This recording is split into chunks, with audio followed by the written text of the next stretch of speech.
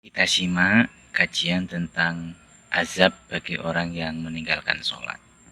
Mungkin sebagian kita sering mendengar, tetapi sebuah pengetahuan yang diulang-ulang itu bisa lebih bermanfaat. Karena terkadang nasihat itu perlu diulang-ulang dan diingatkan. Karena terkadang kita ini ada masa-masa semangatnya, ada masa-masa futurnya. Dikala kita semangat, boleh jadi tidak diingatkan pun kita bergerak. Tapi dikala kita tidak semangat alias futur, kalau tidak diingatkan maka akan lalai.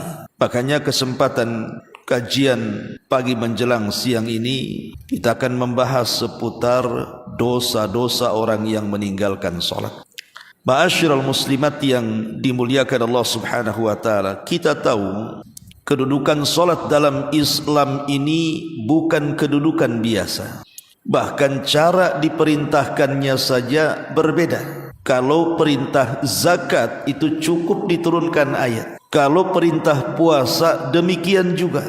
Allah mencukupkan dengan menurunkan ayat. Begitu juga perintah haji. Tetapi perintah salat ini tidak cukup diturunkan ayat, di mana Nabi SAW diundang langsung oleh Allah Subhanahu wa taala.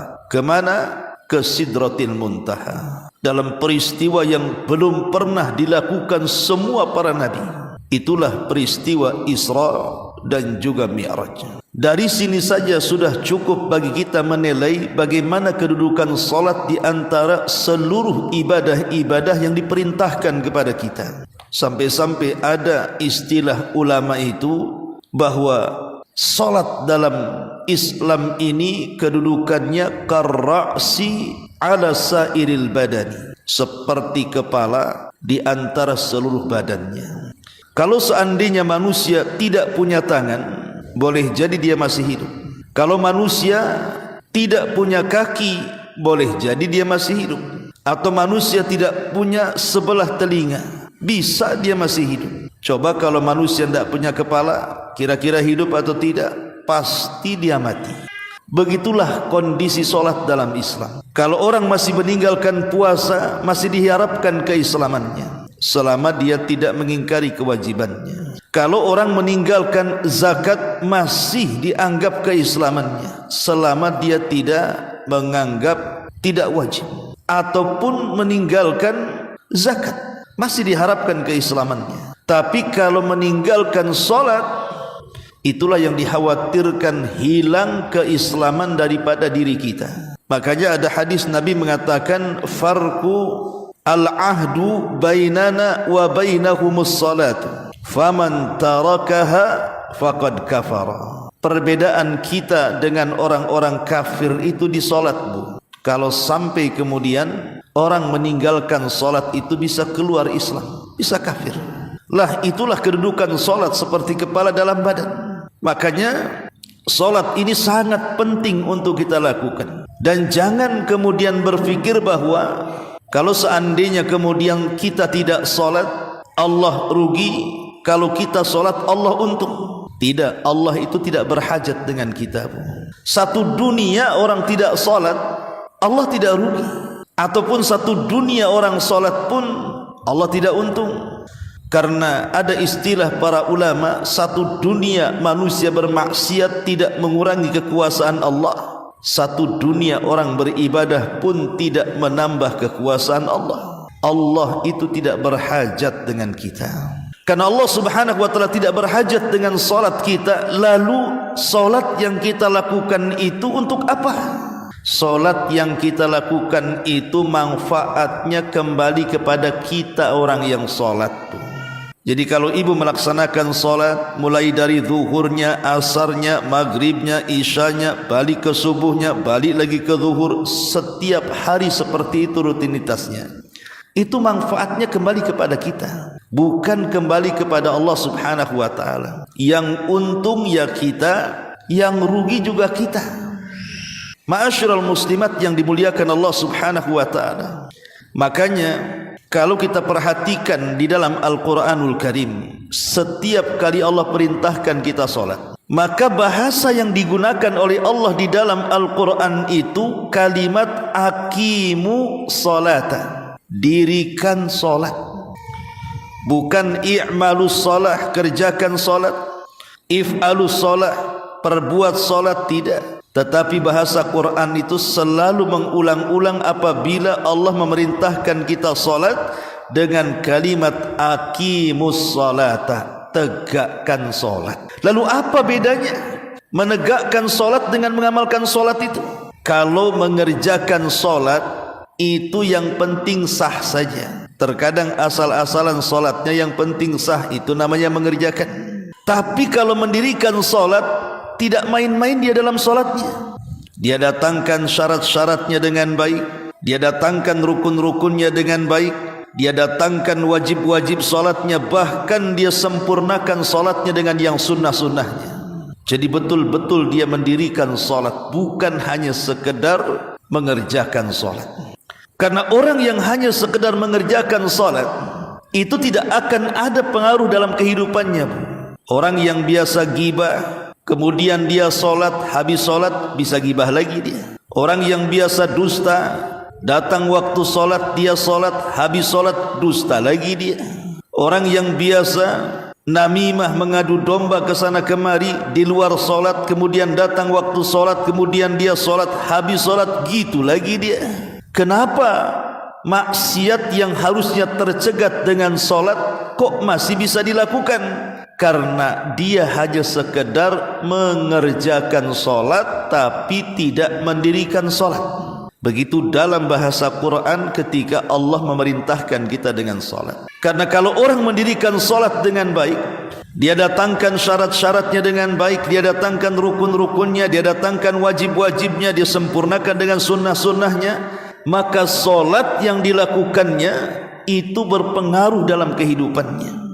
Itulah yang diisyaratkan di dalam Al-Quranul Karim, innas salata tanha anil fahsya'i wal munkar. Sesungguhnya salat itu bisa mencegah perbuatan keji dan juga kemungkaran. Keji itu dosa yang dilakukan sembunyi-sembunyi dan dalam rumah. Mungkar itu dosa yang dilakukan terang-terangan di hadapan manusia. Bisa dihapuskan dengan salat, karena salat itu melahirkan akhlak.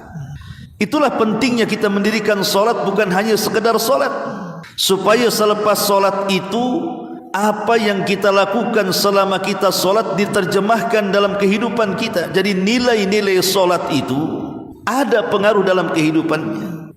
Umpamanya, kita tahu bahwa salat itu kan mengajarkan banyak hal kepada kita. Contoh, keikhlasan. Salat itu mengajarkan keikhlasan kepada kita. Karena para ulama membimbing kita ketika kita sedang salat dan mengucapkan takbiratul ihram, Allahu Akbar, berarti hanya Allah subhanahu wa ta'ala yang besar. Selain daripada Allah itu kecil. Sehingga apapun yang menyibukkan di luar solat jangan masuk ke dalam solat. Karena kita sedang berhadapan dengan Rabb yang maha besar. Di luar solat, dari dunianya, dari hartanya, dari pangkatnya, dari jabatannya, dari kenikmatan-kenikmatannya, itu kecil di hadapan Allah subhanahu wa ta'ala. Dari sini kita diajarkan ikhlas, bahwa saat kita mengarahkan kiblat kemudian takbiratul ihram, hanya Allah saja yang dituju. Sehingga ketika ini yang diterapkan, maka ketika solat dia tidak akan peduli apakah solatnya dibicarakan orang atau tidak, apakah solatnya dilihat orang atau tidak, apakah solatnya didengar orang atau tidak. Dia tidak akan peduli, karena tujuan dia solat itu untuk Allah, bukan untuk manusia. Qul inna salati wa nusuki wa mahyaya wa mamati lillahi rabbil alamin. Katakan, sesungguhnya salatku, penyembelihanku, seluruh hidupku dan matiku kuserahkan kepada Allah subhanahu wa ta'ala, Rabb semesta alam. Jadi salat itu mengajarkan keikhlasan. Sehingga ketika orang selesai melaksanakan salat, kemudian dia keluar salat, maka amal-amal yang lain yang kita lakukan di luar salat juga terbawa dengan keikhlasan salat. Sehingga orang yang salat itu terjaga hatinya. Mau dipuji ya seperti itu hatinya, mau dicela ya seperti itu hatinya, mau diangkat ya seperti itu hatinya, mau direndahkan juga seperti itu hatinya. Itulah manfaat solat.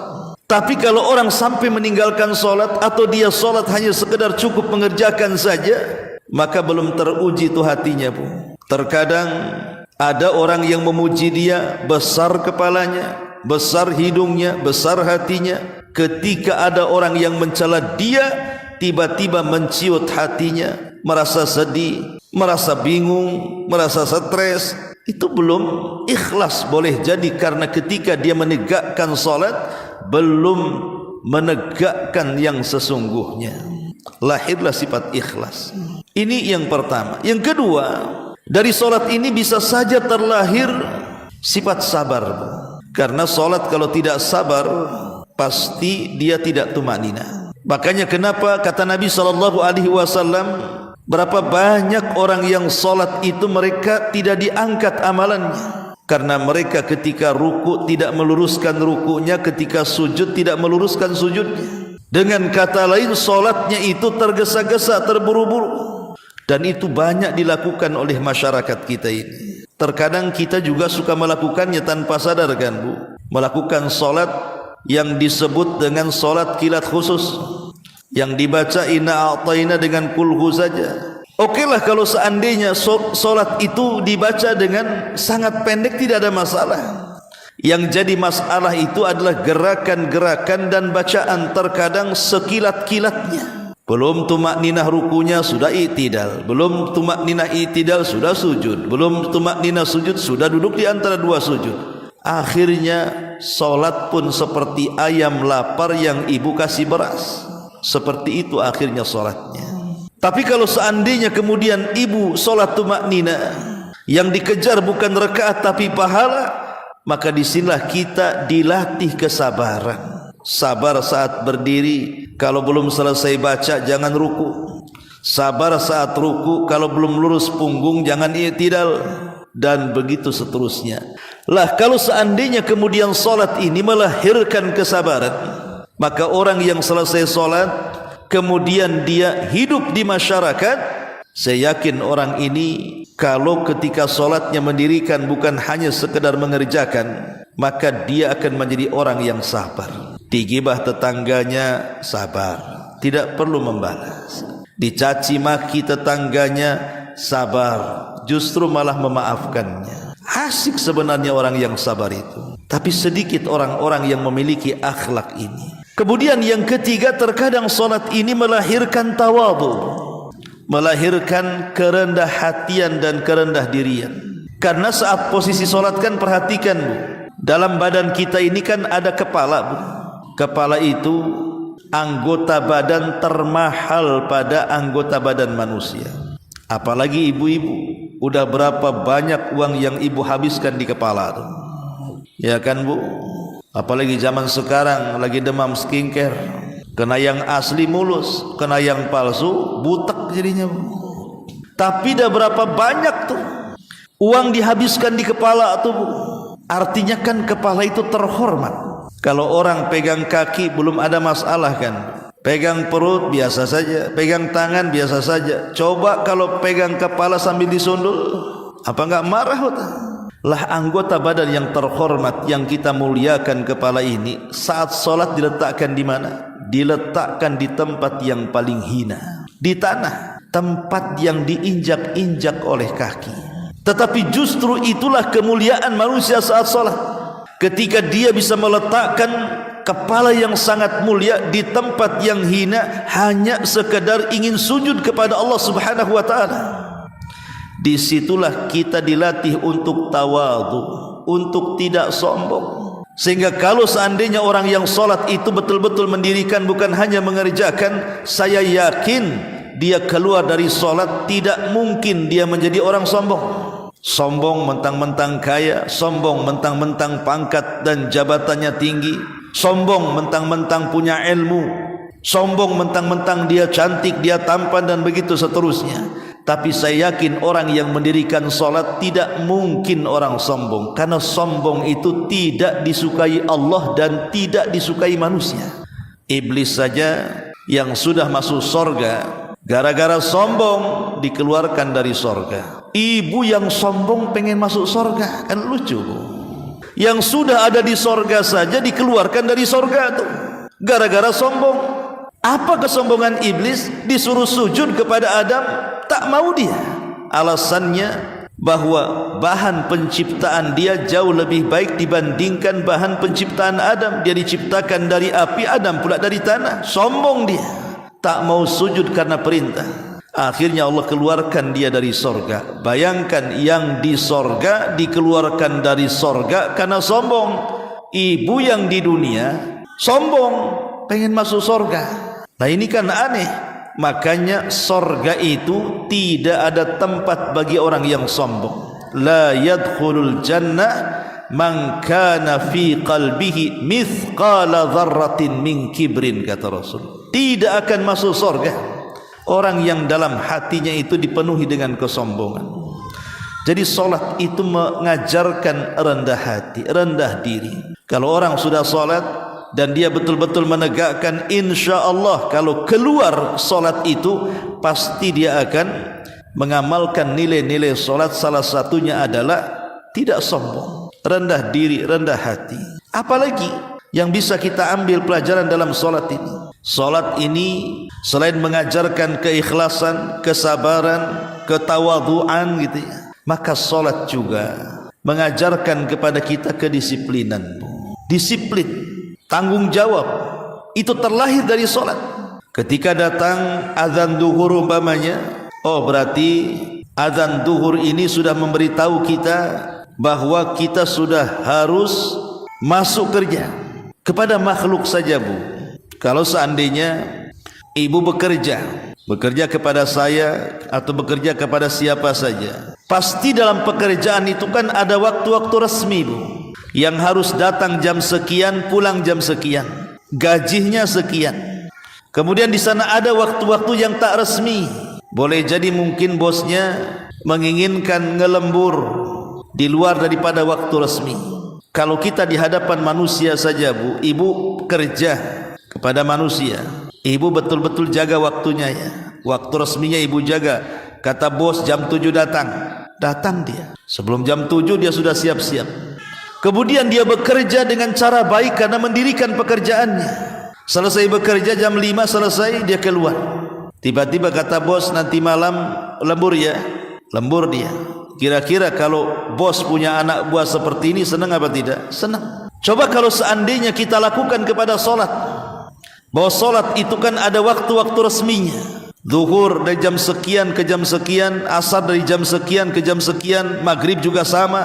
Kalau seandainya ketika datang waktu solat langsung kita solat, dan kita berusaha mendirikan solat, kemudian di luar waktu resmi umpamanya adalah solat-solat sunnah dia pun kerjakan, kira-kira Allah senang? Senang Bu, karena melihat kita ini disiplin. Makanya kenapa dalam hadis kursi Allah Subhanahu wa taala mengatakan, tidak ada satu amalan yang paling aku cintai melebihi orang yang melaksanakan kewajiban. Wa may yazalu 'abdi yataqarrabu bin nawafil hatta uhibbahu. Dan kalau seorang hamba menambah dengan perkara-perkara sunnah, makin lagu cinta dengan dia. Yang wajib Allah sudah cinta, kalau tambah yang sunnah makin cinta lagi Allah dengan kita. Maka dari solat ini lahir kedisiplinan, lahir tanggung jawab, bahkan lahir kejujuran, dan banyak lagi. Intinya Bu, bahwa solat itu bukan hanya sekedar solat, tetapi mendirikan solat yang dengan solat itu nilai-nilai dalam solat teraplikasikan lewat perbuatan di masyarakat. Ma'asyiral muslimat yang dimuliakan Allah Subhanahu wa taala. Baik, ada ancaman berat bagi orang-orang yang meninggalkan salat. Ancaman yang pertama, bahwa salat ini kalau sampai ditinggalkan, Al-Imam Ibnul Qayyim rahimahullahu taala menyebutkan bahayanya. Apa kata beliau? Annaha tunsil 'abda nafsahu, fa idza nasiya nafsahu ahmalaha wa afsadaha. Wa min uqubatiha annaha tuzilun ni'amal hadirata wa taqta'un ni'amal wasilata fa inna ni'amallahi ma hafidha mawjuduha bimithli ta'atihi walastajlaba mafkuduha bimithli ta'atihi fa inna ma indallahi la yunalu illa bi ta'atihi. Subhanallah, ini bagus sekali perkataan Al-Imam Ibnul Qayyim, dan ini cambuk bagi orang-orang yang suka meremehkan salat atau sampai meninggalkan salat. Kata beliau, kalau orang sudah mulai bermaksiat, kalau orang sudah mulai masuk dalam kubangan kemaksiatan seperti meninggalkan salat, maka hal itu bisa melupakan seorang hamba kepada dirinya. Dan apabila seorang hamba sudah melupakan kepada dirinya, maka hal itu akan merusaknya. Maka dari ancamannya, bisa saja kemudian dengan meninggalkan solat itu menghilangkan nikmat-nikmat yang harusnya didapat di masa depan, akhirnya gugur tidak dapat. Jadi kata beliau yang pertama, tuzilun ni'amal hadirah. Orang yang meninggalkan solat itu bisa menghilangkan kenikmatan-kenikmatan yang akan dia raih di masa depan. Kan rugi ibu. Ibu sudah nabung banyak-banyak. Contoh umpamanya, kalau saya logikakan seperti ini, ibu beli celengan segede gentong. Tiap hari lah ibu isi uang tuh celengan itu. Sampai pada waktunya, ibu kira sudah puluhan tahun ibu ngeletakkan uang di celengan itu. Ibu tidak sadar kalau celengan yang ibu beli itu bolong bawahnya, bu. Jadi setiap masukkan uang keluar dari lubangnya, setiap masukkan uang keluar dari lubangnya. Perasaan saya sudah nabung mungkin 40-50 tahun, pas dibuka tak ada uangnya. Kenapa? Karena jatuh dari lubang yang ada di bawahnya. Lah begitulah contoh orang yang meninggalkan solat. Dikiranya dia sudah membawa pahala besar dengan amalan sedekahnya, dengan amalan berbuat baiknya kepada orang lain, kepada orang tua, kepada tetangganya. Dikiranya dia sudah mendapatkan pahala dengan puasanya, dikiranya dia sudah dapat pahala dengan hajinya, dengan zakatnya, dengan sedekahnya. Dia tidak sadar kalau seandainya dia meninggalkan solat, maka amalan-amalan di luar solat itu tidak dianggap sama sekali. Ibu sangka sudah banyak pahalanya, rupanya nggak ada pahalanya. Kenapa? Karena dia meninggalkan solat. Itulah solat akhirnya menghilangkan nikmat yang harusnya didapat di masa depan, hilang gara-gara meninggalkan solat. Ini yang pertama. Yang kedua, qat'un ni'amal wasilata, bisa memutus nikmat yang sedang berjalan. Mungkin selama ini kita diberikan kesehatan, pandangan masih awas, telinga juga dengar masih oke, mulut masih belum gagap, ngomong lancar, kaki belum ada yang sakit, melangkah berkilo-kilo pun tidak ada masalah, tangan masih bisa digerakkan. Itu kan nikmat yang sedang berjalan namanya.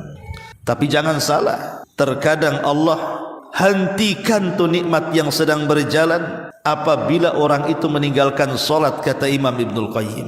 Boleh jadi orang yang meninggalkan solat, mulailah pandangannya, nikmatnya dikurangi, nikmat pendengarannya dikurangi, nikmat lisannya dikurangi, nikmat tenaganya dikurangi, nikmat kakinya dikurangi, masuk penyakit satu, dan begitu seterusnya. Atau nikmat di luar badan seperti harta, mulai usahanya bermasalah, mulai hidupnya tidak berkah, dan begitu seterusnya. Ini kata Imam Ibnul Qayyim, wa taqta' ni'amal wasilah. Padahal kata Imam Ibnul Qayyim, fa inna ni'amallah ma hafidha mawjuduha bimithli ta'atihi. Ingat bahwa nikmat itu akan dijaga oleh Allah selama dia masih mentaati Allah Subhanahu wa ta'ala. Ketika dia tidak mentaati Allah, maka nikmat yang Allah anugerahkan itu sedikit demi sedikit akan dicabut Allah Subhanahu wa ta'ala. Kemudian kata beliau, walastajlaba mafkuduha bimithli ta'atihi. Begitu juga nikmat ini akan dicabut berdasarkan semangat dan tidaknya dia mentaati Allah. Karena ma indallahi la yunalu illa bi ta'ah. Apa-apa yang di sisi Allah tidak mungkin diraih kecuali dengan ketaatan kita kepada Allah Subhanahu wa ta'ala. Semakin kita taat kepada Allah, maka semakin Allah memberikan banyak nikmat kepada kita. Ini yang pertama, bu ya. Di antara ukubat orang-orang yang meninggalkan salat itu, maka akan dicabut nikmat yang akan datang, bahkan akan diputus nikmat yang sedang berjalan. Ini yang pertama. Yang kedua, yuhbitu amalahu. Faqad ja'al wa'idu syadidu liman yatruk salatal asri muta'ammidan min ghairi udrin hatta yakhruja an waqtiha. Yang kedua, bisa saja orang yang meninggalkan salat itu menggugurkan amalannya. Dan ini sebuah ancaman berat kata ulama. Contoh orang yang meninggalkan salat asar secara sengaja tanpa uzur, kata Nabi SAW, man taraka salatal asri muta'ammidan hatta yafutahu faqad uhbita amaluhu. Siapa yang meninggalkan salat asar secara sengaja sampai hilang waktunya, maka amalannya akan digugurkan. Rugi kan? Orang yang meninggalkan salat bisa menggugurkan amalannya. Betapa banyak orang-orang yang sudah lelah letih dia melakukan banyak amalan, tiba-tiba amalan itu tidak dianggap di hadapan Allah gara-gara dia meninggalkan salat. Lihat hadis tentang amalan yang pertama kali dihisab di hadapan Allah. Apa kata Rasul? Fa in saluhat salatuhu saluha sairu amalihi, fa in fasadat salatuhu fasada sairu amalihi. Kalau baik salatnya maka dianggap baik semua amalnya, tapi kalau buruk salatnya maka dianggap buruk semua amalannya. Makanya kadang-kadang saya heran loh, ada orang yang tidak perhatian dengan salat tapi memperhatikan ibadah di luar daripada salat.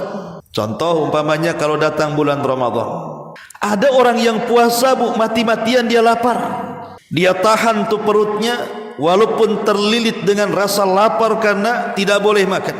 Dia tahan tenggorokannya walaupun harus tercekik dengan hausnya karena dia tahan minumannya. Dia tahan syahwatnya loh, dari terbit fajar sampai terbenam matahari dia bisa tuh melaksanakan puasa. Rupanya dia tidak sholat, hanya puasa saja. Kan banyak di bulan Ramadan itu yang preman-preman aja puasa, ibu ya. Ibu-ibu yang tidak pernah sholat aja puasa tuh. Loh, kok bisa dia berpuasa padahal ibadah puasa itu lebih berat dibandingkan sholat kan? Kalau sholat itu kan hanya bisa beberapa menit saja sesuai dengan durasi pun kita yang atur.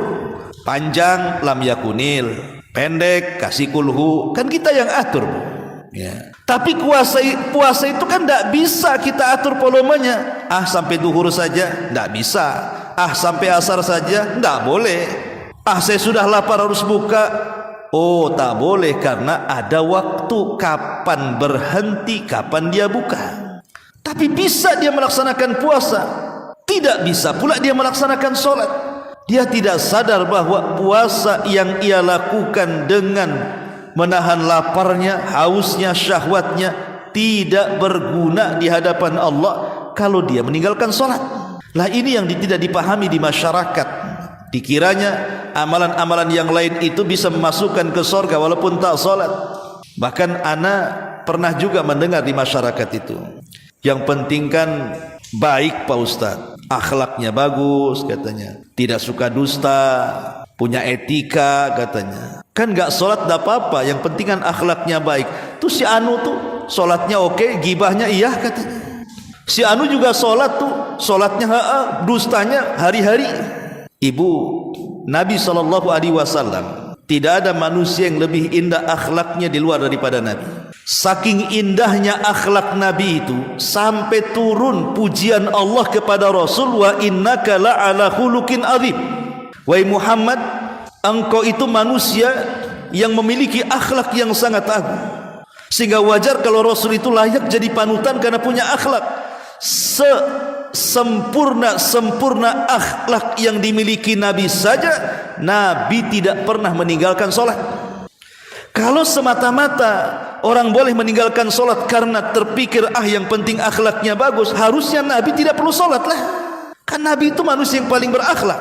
Tapi Nabi orang yang paling rajin pula tuh sholatnya.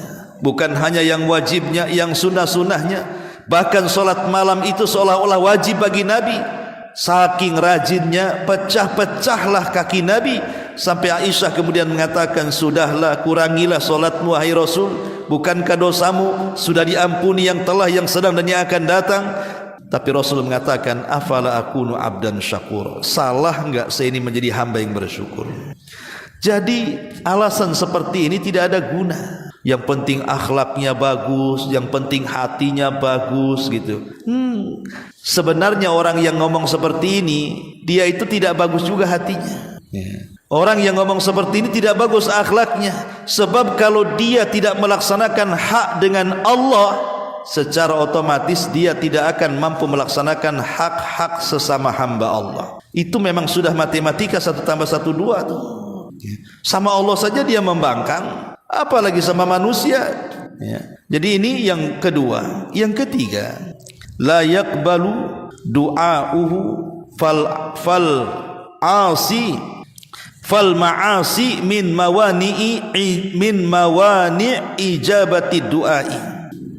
La yaqbalu du'a'ah, doanya tidak akan diterima. Karena maksiat itu salah satunya meninggalkan solat. Itu salah satu larangan-larangan yang menjadikan doa kita itu tidak akan diijabah. Jadi orang yang meninggalkan solat tidak akan diterima doanya. Dulu di zaman Nabi pernah menceritakan tentang kisah orang yang rambutnya compang-camping, kemudian juga pakaiannya tidak jelas, kusut-kusut, penuh dengan debu wajahnya, miskin hidupnya. Diangkatnya tangan ke langit sambil memelas meminta dikabulkan doanya. Dia mengatakan, ya Rabbi, ya Rabbi, ya Rabbi, ya Rabbi, ya Allah tolong aku, ya Allah tolong aku. Tapi tidak dikabulkan doanya. Kemudian Rasul memberikan alasannya. Bagaimana mungkin orang itu akan dikabulkan doanya, sementara makanan yang ia makan haram, minuman yang ia minum haram, pakaian yang ia pakai dibeli dari hasil haram, dan daging yang tumbuh dalam badan dia juga diisi dari hasil haram. Bagaimana mungkin dikabulkan doanya? Kalau seandainya orang yang melakukan keharaman itu saja menjadikan doa-doa kita ditolak, macam mana dengan orang yang meninggalkan kewajiban? Padahal orang yang meninggalkan kewajiban lebih besar dosanya dibandingkan orang yang terjerumus kepada keharaman. Dengan kata lain, orang yang korupsi lebih rendah dosanya dibandingkan orang yang meninggalkan solat. Orang yang mencuri lebih ringan dosanya dibandingkan orang yang meninggalkan solat. Kalau orang yang mencuri, hasil curinya dia makan, dia belikan pakaian, dia belikan minuman, itu doa-doanya ditolak, maka orang yang meninggalkan yang wajib lebih ditolak lagi. Begitu maksudnya. Maka jangan meninggalkan solat, nanti doa-doa kita terhalang dengan itu. Ini yang ketiga. Yang keempat, Yang keempat, solat, bahaya solat ini, yatabarra'ullahu minhu, Allah akan berlepas diri dari orang yang meninggalkan solat. Bahasa kita tidak diopen lagi, tidak diperhatikan lagi. Ibu saja tidak diperhatikan suami, stres kan Bu? Bang minta uang, diam aja suaminya. Udah sebulan tuh diminta uang, diam saja. Pokoknya setiap datang suami nggak ngajak ngomong, nggak ngajak ngobrol, nggak mau tidur di kasur sama-sama, malah tidur pula di ruang tengah. Nggak memberikan uang untuk beli beras kayak beli. Ibu sudah stres kan Bu? Kalau seandainya suami tidak ngopeni ibu, ibu sudah stresnya luar biasa. Bagaimana kalau Allah yang tidak ngopeni kita Bu? Bagaimana kalau Allah yang tidak memperhatikan kita? Dalam sebuah hadis dari Abi Darda radhiyallahu an, Rasul mengatakan, Abu Darda mengatakan, ausani khalili, telah mewasiatkan kepadaku, kata Abi Darda, khalili, kekasihku Rasul sallallahu alaihi wasallam, alla tusyrik billahi syai'an, agar jangan kau sekutukan Allah dengan siapapun, wala tatruk salatan maktubatan muta'ammidan, dan agar engkau jangan meninggalkan salat yang 5 waktu secara sengaja. Faman tarakaha, siapapun yang meninggalkan solat yang wajib itu muta'ammidan, secara sengaja, faqad bari'at minhu dhimmah, maka tanggungan Allah akan lepas dari punggungnya. Allah sudah tidak akan memberikan keamanan lagi, Allah sudah tidak akan menjaga dan ngopeni lagi. Dan ini bahaya. Kalau Allah sudah tidak memperhatikan kita, sudah tidak ngopeni kita, sudah tidak memberikan keamanan kepada kita, lalu apa gunanya kita hidup kalau begitu? Maka jangan sampai orang meninggalkan solat takut Allah berlepas diri dari kita. Ini yang keempat. Yang kelima, isa'atul dhann bihi wa bidini. Hakikatnya orang yang meninggalkan solat itu dia buruk sangka. Dia berburuk sangka dengan Allah, bahkan berburuk sangka dengan agamanya. Kata Nabi SAW, man shalla salatana wastaqbala qiblatana wa akala dhabihatana fadzalikal muslim. Barang siapa yang solat kita dan kita menghadap ke kiblat kita dan kita makan sembelihan kita, itulah seorang muslim. Jadi kalau seandainya ada orang yang kemudian meninggalkan solat, maka dia ragu-ragu terhadap keislamannya itu, ragu-ragu terhadap Allah yang disembahnya, seolah-olah dia tidak punya Tuhan, seolah-olah tidak punya agama, jadinya berburuk sangka dalam hatinya. Maka jangan sampai meragu-ragukan agama dan Tuhan yang kita sembah dengan cara apa? Solat. Orang yang meninggalkan solat itu ragu-ragu apa punya Tuhan atau tidak, apa punya agama atau tidak. Ini kan bahaya nih. Nah, ini yang kelima. Yang keenam, lebih daripada itu, asyakku fi imani, ragu-ragu kepada imannya. Orang yang meninggalkan solat itu ragu-ragu kepada imannya sendiri. Allah Subhanahu wa taala berfirman, innama yu'minu bi ayatina alladzina idza dzukiru biha kharru sujada wa sabbahu bihamdi rabbihim wa hum la yastakbirun. Hanya saja orang-orang yang beriman dengan ayat-ayat kami, apabila diingatkan dengan ayat-ayat itu mereka langsung tersungkur sujud, kemudian mereka bertasbih dengan memuji Rabb mereka, dan mereka tidak sombong. Kata Imam Al-Qurtubi rahimahullahu ta'ala, orang-orang yang beriman apabila diingatkan dengan ayat-ayatnya, aqimus shalah contohnya, tegakkan solat kata Allah, kharru sujada, mereka langsung sungkur sujud. Jadi kalau seandainya Allah Subhanahu wa taala panggil kita ini untuk melaksanakan solat, kok kita tidak merasa terpanggil, berarti iman kita ini diragukan. Bukankah di antara ciri-ciri orang yang bertakwa adalah orang yang menegakkan solat kan? Dalam Al-Baqarah di awal-awal, di antara hudan lil muttaqin, bahwa Al-Quran itu petunjuk bagi orang-orang yang bertakwa. Siapa orang yang bertakwa?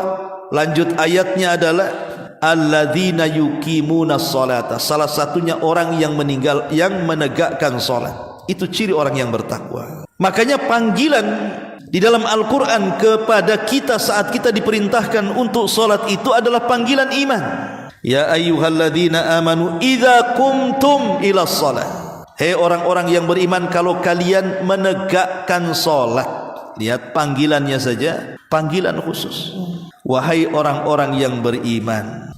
Berarti siapa yang terpanggil dengan ini merasa dia orang mukmin, kok tidak terpanggil, ragu-ragu dia dengan imannya itu, karena tidak menjalankan panggilan. Karena orang yang seperti ini hakikatnya orang yang tidak tunduk dengan Allah Subhanahu wa taala. Boleh jadi kita katakan, yang sering saya katakan, itu mukmin budak namanya, Bu. Dipanggil kok tidak mau sholat. Kayak gitu kan, Bu. Saya contohkan, kalau seandainya ada jual gorengan lewat di depan ibu, anggaplah jual bakwan, ibu panggil-panggil, bakwan, bakwan, gak mau denger dia. Kita katakan apa? Oh, dasar tukang bakwan budak, kan begitu ya. Ini ibu dipanggil sama Allah. Ya ayyuhalladzina amanu, hai orang-orang yang beriman, idza qumtum ila shalah, kalau kalian menegakkan salat, kemudian bla bla bla suruh wudu, kan begitu. Kita dipanggil dengan iman. Kok ibu nak mau ketika datang azan tidak mau salat? Dasar budak itu namanya. Itu namanya mukmin budak namanya. Mukmin tuli. Dia ragu-ragu dengan keimanannya. Ini yang nomor 6. Yang nomor 7, nafyu ukhuwatil islamiyyati, hilang persaudaraan dalam Islam. Karena Allah yang mengatakan fa in tabu wa aqamus salata wa atuz zakata fa ikhwanukum fiddin. Kalau mereka masih tobat, masih melaksanakan salat, masih menunaikan zakat, maka itu masih saudara kalian dalam agama. Pemahaman kebalikannya, kalau mereka tidak mau tobat, mereka meninggalkan salat, mereka tidak mau menunaikan zakat, berarti bukan saudara kalian dalam agama. Nah ini bahaya, ya. Orang yang tidak salat itu hilang ukhuwahnya, persaudaraan dalam Islamnya hilang, karena dia bukan orang Islam lagi, dia sudah kafir. Dia sudah kafir. Herannya Bu di masyarakat kan Bu, KTP-nya Islam, KTP-nya jelas nama si anu agama Islam kan itu. Itu kalau kita kafirkan marah Bu. Oh enggak, saya Muslim kan itu. Kok bisa kamu kafirkan saya? Iya, karena kau tak solat. Solat itu menjadikan seseorang tetap di atas Islam. Kalau kamu meninggalkan solat, kau bisa kafir. Ini yang kadang-kadang di masyarakat belum paham. Dia pikir kalau sudah KTP-nya Islam dari mulai lahir sampai mati masuk surga. Enggak gitu. Terkadang ada perkara-perkara itu yang membatalkan Islam. Salah satunya meninggalkan solat. Ya. Ini yang ke-7. Yang ke-8, ya'khuduhullahu bitadarruji fakullama adnaba zadahullahu min ni'amihi wa ansahu taubah fayudnihi minal adhab qalilan thumma yusibuhu alaihi sabban fala yanju. Terkadang orang yang meninggalkan salat itu sengaja Allah berikan tadarruj, istidraj. Karena setiap kali orang itu melakukan dosa, Allah akan tambah nikmatnya. Ketika Allah tambah nikmatnya, Allah lupakan dari taubatnya. Tapi dia tidak sadar, dia sedang didekatkan dengan azabnya sedikit demi sedikit, sampai pada waktunya azab itu akan menimpanya dan dia tidak akan selamat. Ini yang ke-8. Allah akan membiarkan dengan cara istidraj. Apa itu istidraj? Setiap orang ini melakukan dosa seperti meninggalkan solat, justru nikmatnya tambah. Ketika nikmatnya tambah, dilupakan dari tobat. Ketika dilupakan dari tobat, didekatkan dengan azab. Ketika didekatkan dengan azab tanpa sadar, sekonyong-konyong datang azab Allah dan dia tidak selamat. Karena ada bahasa di masyarakat, buat apa aku solat? Tetangga tak solat, no, usahanya lancar jaya. Buat apa aku solat? Tetangga sebelah tuh sehat-sehat saja, katanya. Tak ada pun penyakit. Buat apa aku solat? Si fulan makin kaya, rumahnya makin mewah, mobilnya makin bagus, tanahnya makin luas umpamanya kan. Itulah kadang-kadang setan ngasih was-was. Ah kalau gitu tak solatlah kayak dia biar kaya. Mulai setan masuk. Dia tidak sadar bahwa orang yang tidak solat tapi makin kemudian banyak nikmatnya, itu sedang diuji oleh Allah dengan istidraj itu. Karena istidraj itu artinya Allah memberikan nikmat kepada hambanya di atas kemaksiatan yang disukainya, sampai pada waktunya Allah subhanahu wa ta'ala mengulur-ngulur waktu, akhirnya Allah kirimkan azab dan dia tidak mungkin selamat dari azab itu. Hatta idza farihu bima utu akhadnahum baghtah, kata Allah. Ketika mereka bahagia dengan kenikmatan di atas kemaksiatan, mereka lupa Allah, tiba-tiba datang bencana kepada mereka. Berapa banyak Bu orang-orang yang kemudian tertimpa musibah seperti banjir, tsunami, gempa, menghabiskan segalanya. Rumah yang sangat mewah, yang sangat megah, hitungan detik ludes, habis karena gempa, habis karena tsunami, habis karena kebakaran. Jadi kenikmatan dunia ini sifatnya panah, tapi kenikmatan akhirat itu sifatnya berkelangsungan atau berkelanjutan atau berkekekalan di situ. Jangan hanya mengejar nikmat sedikit melupakan nikmat yang banyak. Jangan mengejar nikmat yang terputus sementara meninggalkan nikmat yang tak terbatas. Terkadang orang itu terlupakan dengan istidraj ini. Maka orang yang meninggalkan solat, kalau dia diberikan nikmat, hati-hati. Harusnya kita introspeksi, ini seandainya nih Bu, saya ini maksiat banyak, tapi kok usaha lancar, jangan-jangan begitu Bu? Ya harusnya. Kok saya maksiat tapi usaha lancar, ada apa ini? Ya. Harusnya orang bertanya, ini enggak. Oh, karena Allah lagi senang sama saya, makanya Allah kasih banyak harta kepada saya. Kemarin seret Allah tidak senang katanya. Bukan, Allah itu ketika memberikan harta bukan tanda Allah senang. Sebagaimana Allah itu ketika mencegat harta bukan berarti Allah benci, tidak. Karena yang namanya harta itu bersyirikat kepada orang yang Allah cintai dan kepada Allah yang benci. Orang kafir saja diberikan harta. Apakah Allah senang dengan orang kafir? Tidak, karena itu bukan tandanya. Tanda orang dicintai Allah itu ketika dia mendekatkan diri kepada dengan salat, salah satunya. Kemudian yang nomor 9, orang yang meninggalkan salat itu akan diberikan al-ma'isyah dhank. Ma'isyatan dhanka. Ma'isyah artinya kehidupan yang sempit. Bahkan su'ul khatimati. Bahkan boleh jadi diakhiri dengan buruk akhir kehidupan dia. Di dalam Al-Quran Allah mengatakan, faman a'rada an dzikri fa inna lahu ma'isyatan dhanka. Barang siapa yang berpaling dari peringatanku, dari berzikir kepadaku, maka Allah akan berikan kehidupan yang sangat sempit. Inilah faedah yang sesungguhnya. Kenapa Bu, saya, ibu atau siapapun diperintahkan untuk sholat? Faedah yang paling besar apa sholat itu sih? Di sini jawabannya. Kenapa saya harus sholat? Kenapa ibu harus sholat? Kenapa orang Islam harus sholat? Supaya kita dapat ketenangan, supaya kita hidupnya tenang. Orang yang tidak sholat itu tidak akan dapat ketenangan. Inilah tujuan hidup manusia itu, ingin tenang, ingin bahagia. Lah sholat ini adalah faktor terbesar orang itu bisa tenang dan bisa bahagia. Terkadang di masyarakat ini ada orang-orang yang dipermainkan perasaannya kan Bu. Enggak diapa-apain, tapi perasaannya dipermainkan oleh perasaan sendiri, akhirnya stres. Contoh, kok tetangga bisa beli mobil ya? Demam dia. Padahal enggak diapa-apain itu sama tetangganya. Tiba-tiba dia demam. Kok bisa ya? Lain kalau dipukul sama tetangganya kan Bu. Tetangga ini hanya beli mobil, enggak ngapa-ngapain dia. Kok bisa dia demam? Itulah kadang-kadang hati kita ini dipermainkan perasaan kita oleh kita sendiri. Kok bisa ya tetangga beli? Demam dia. Akhirnya apa? Makin tinggi itu demam.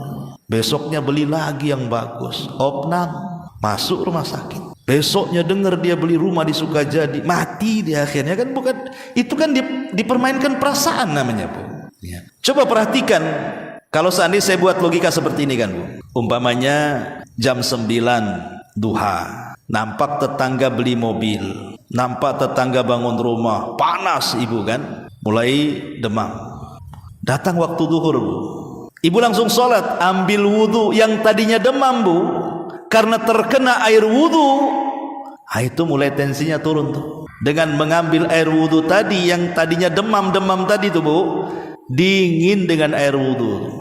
Selepas air wudhu, karena kita tahu bahwa hasud itu kan dari setan tuh. Setan itu tercipta dari api. Api itu bisa dipadamkan dengan air. Ketika dia berwudhu, tensinya turun. Ketika dia sholat, hilang tuh dengkinya tuh. Itulah sholat bisa membawa ketenangan. Ini tujuan orang sholat ini, supaya hidup di masyarakat tidak mudah dengki, tidak mudah hasad, tidak mudah hasud, tidak mudah iri, dan begitu seterusnya. Tenang hidupnya. Karena biasanya orang-orang yang mereka meninggalkan sholat itu yang paling banyak hasadnya, itu yang paling banyak dengkinya. Oh enggak Ustaz, yang ngaji lebih parah katanya. Kalau sudah gibah itu paling keras suaranya, paling banyak gengnya. Ya boleh jadi kembali ke pembahasan awal, sholatnya hanya sekedar mengerjakan sholat tapi tidak mendirikan sholat. Kan tadi saya katakan bahasa Quran, aqimus sholat, dirikan sholat, bukan i'malus sholat, kerjakan sholat.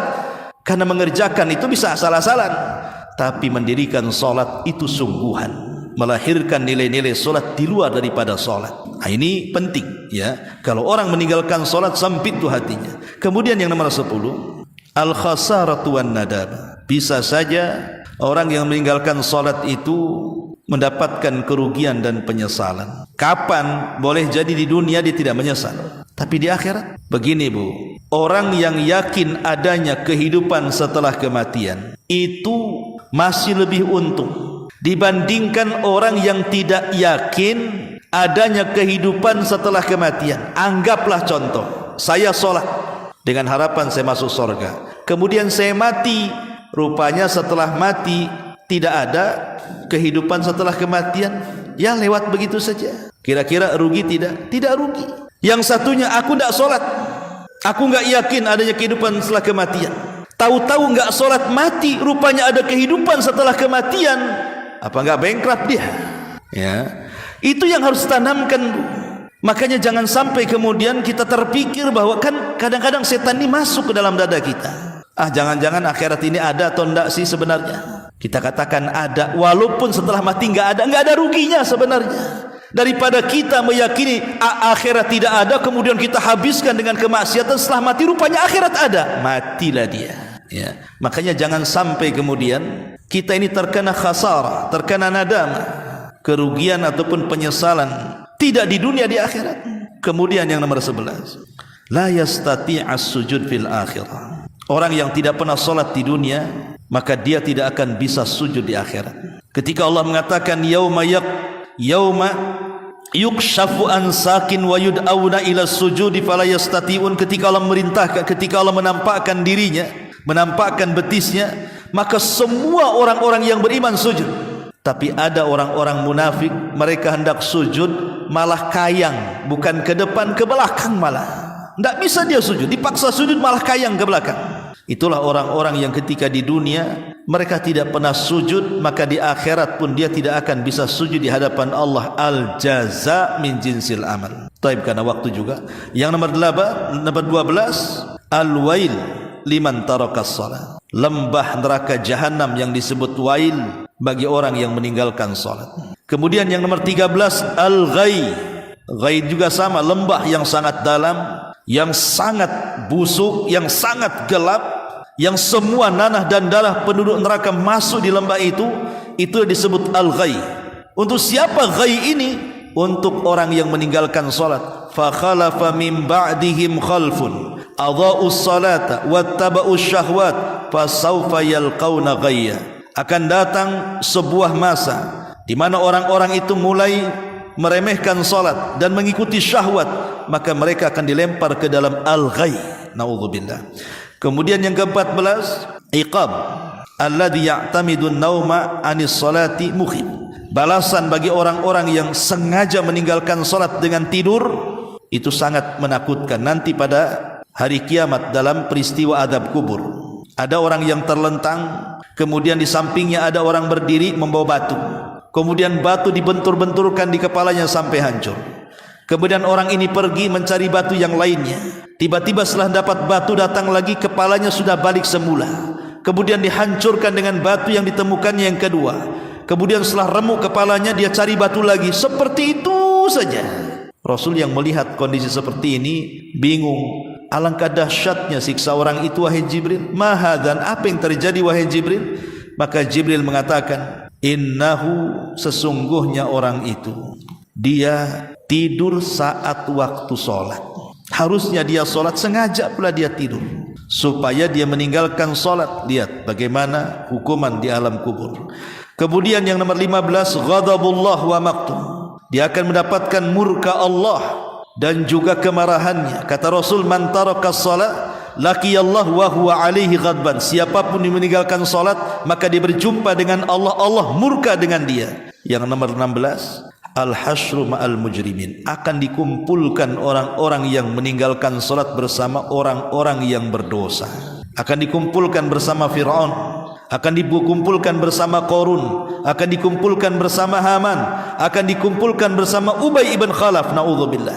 Yang nomor 17, mereka akan dikumpulkan bersama orang-orang yang sesama tidak salat dan dimasukkan ke neraka khusus namanya Saqar. Allah mengatakan, ma salakakum fi Saqar. Kenapa kalian bisa masuk ke neraka Saqar? Maka orang-orang di neraka Saqar mengatakan, qalu lam naku minal musallin. Karena aku tidak salat di dunia. Naudzubillah. Ya, karena aku tidak salat di dunia, maka aku dimasukkan ke dalam neraka Saqar. Kemudian yang ke-18, bahwa orang yang meninggalkan salat adalah khianatan lil amanah. Dia sedang mengkhianati amanah. Allah mengamanahi ibadah, dia pula mengkhianatinya. Dan orang yang meninggalkan salat hakikatnya istahwad asyaitan. Setan sudah menguasainya. Orang yang meninggalkan sholat itu sedang dikuasai setan. Inilah diantara 20 bahaya orang yang meninggalkan sholat. Mudah-mudahan dengan mendengar kajian ini kita semangat lagi untuk sholat. Taib sampai di sini bagi ibu-ibu yang